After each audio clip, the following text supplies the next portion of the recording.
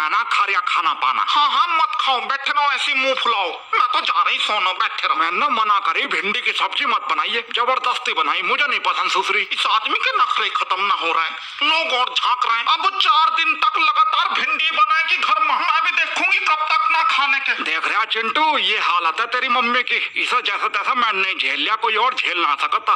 बस पापा, मैं तुम्हें भी जानू, तुम भी कम ना हो। हाँ मम्मी का तो पक्ष पूरा लेगा।